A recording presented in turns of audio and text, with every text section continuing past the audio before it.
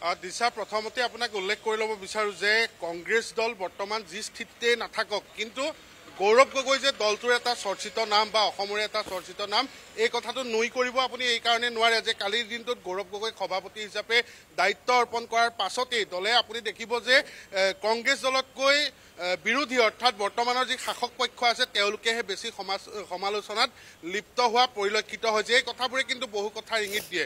মই সেই কথাবোৰ পাতিবলৈকে বিচাৰিম। এই মুহূৰ্তত মই যোৰহাট জিলাৰ যি কংগ্ৰেছ ভৱন আছে সেই কংগ্ৰেছ ভৱনত তলতে আছোঁ আৰু ইয়াত কেইবাজনো জ্যেষ্ঠ কংগ্ৰেছ নেতা মোৰ লগত উপস্থিত আছে। আৰু দিশা মই আপোনাক উল্লেখ কৰিব বিচাৰোঁ সতীৰ্থ পাৰ্থই যিটো কংগ্ৰেছ ভৱন এই মুহূৰ্তত দেখুৱাইছে বা য'ত আমি যোৰহাটত আছোঁ এই ভৱনটো কিন্তু গৌৰৱ গগৈৰ কাৰণেও বিশেষ আৰু কংগ্ৰেছৰ কাৰণেও বিশেষ। এই কাৰণেই কৈছোঁ যে যোৰহাট লোকসভা সমষ্টিৰ বহুত ৰণকৌশল ৰাজনৈতিক ৰণকৌশল ইয়াতে প্ৰস্তুত হৈছিল আৰু কালি যোৰহাটত গৌৰৱ গগৈ বহি থকা সময়তে এই ভৱনটোতে সেই ভাল খবৰটো আপোনালোকৰ আহিছিল। NK টিভিক মই ধন্যবাদ জ্ঞাপন কৰিছোঁ। আৰু বিশেষকৈ আমাৰ যোৰহাটৰ কাৰণে অতি সুন্দৰ খবৰ সুখবৰ। আৰু বিশেষকৈ যোৱাকালি যেতিয়া গৌৰৱ গগৈ ডাঙৰীয়া আমি 4টা বজাত আমি গম পাইছোঁ তেখেতে অসমৰ মানে সভাপতি হিচাপে নিৰ্বাচিত হৈছে APCC অসম প্ৰদেশ কংগ্ৰেছৰ।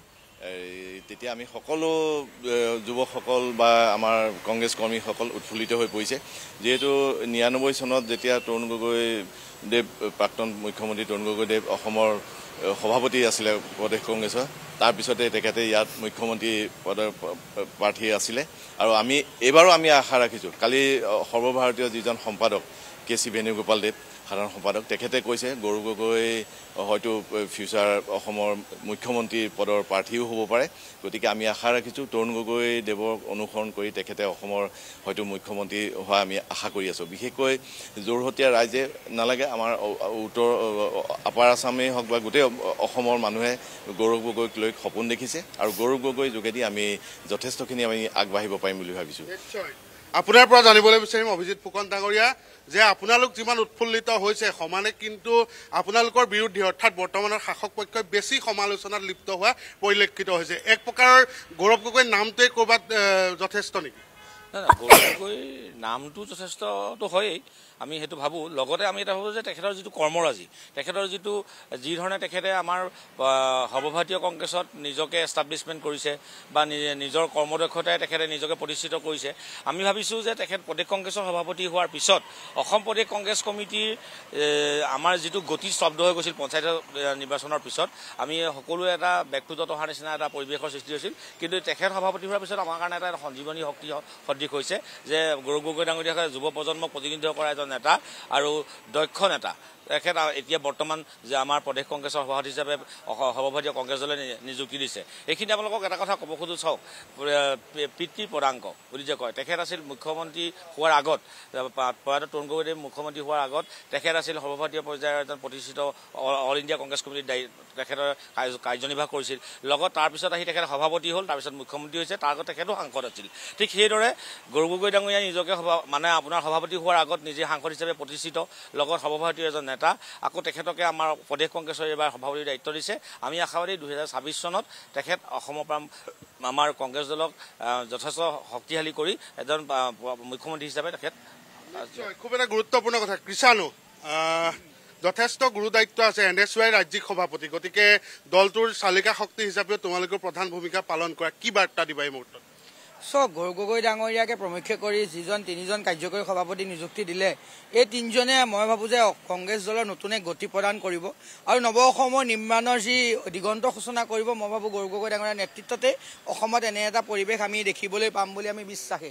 পৰিৱেশ পৰিস্থিতিখিনি এনেকুৱা ধৰণৰ হৈছে আমি বৰ্তমান সময়ত আমি দেখি আছোঁ যে হিমন্ত বিশ্ব শৰ্মা ডাঙৰীয়াৰ কালি গৌৰৱ গগৈ ডাঙৰীয়াৰ সভাপতি ঘোষণা কৰাৰ 2 ঘণ্টা 3 ঘণ্টা নহওঁতে তেওঁৰ মুখত যি ভয়ৰ চাপ তেওঁ শংকিত হৈ উঠিছে সেই পৰিৱেশ আমি যি দেখিলোঁ এই চিন্তা আমি এটা কথা প্ৰতিফলিত হৈছে যে আহিব লগা সময়ত 26ত যে কংগ্ৰেছ দলৰ চৰকাৰ হ'ব সেই কথা হিমন্ত বিশ্ব শৰ্মা ডাঙৰীয়াই গম পাইছে। তেওঁ কথা লৰচৰ হৈছে তেওঁ কথা লাহে লাহে তেওঁ কথাখিনি ওপৰাওপৰিকৈ ক'বলৈ আৰম্ভ কৰিছে। কালি তেওঁ ক'লে যে 10 ছেপ্টেম্বৰ দিনাখন কোনো আইনী ব্যৱস্থা নহয় ভাৱমূৰ্তিৰে লান হ'ব এনেকুৱা ধৰণৰ কথা বতৰাখিনি এইটো কথা প্ৰতিপন্ন কৰিছে যে গৌৰৱ গগৈ ডাঙৰীয়া সভাপতি হোৱাৰ পৰা বঞ্চিত কৰিবৰ বাবে কেৱল এখন নাটক এখন যে তেওঁ ৰচিছিলে সেই কথা কালি বুমেৰাং হিচাপে মানুহৰ মুখত ওলাই পৰিছে। আৰু এক কথা ঠিক 10 ছেপ্টেম্বৰ ডিচেম্বৰৰ পিছত হিমন্ত বিশ্ব শৰ্মাই দাম্ভিকতা অহংকাৰ হিচাপে পতন হ'ব তাৰপিছত মই পুনৰ কৈছোঁ যে ২৬ত কিন্তু গৌৰৱ গগৈ ডাঙৰীয়াৰ নেতৃত্বত অসমত কংগ্ৰেছৰ চৰকাৰ হ'ব আৰু আজি তাৰিখত AICCয়ে যেনেদৰে যুৱ প্ৰজন্মসকলক উত্তৰ প্ৰজন্মসকলক যেনেদৰে তেওঁ সমৰ্থন আগবঢ়াইছে AICC ফালৰ পৰাও এই প্ৰজন্মতে কিন্তু আহিব লগা দিনকেইটা যে কংগ্ৰেছ দলে নতুন গতি প্ৰদান কৰিব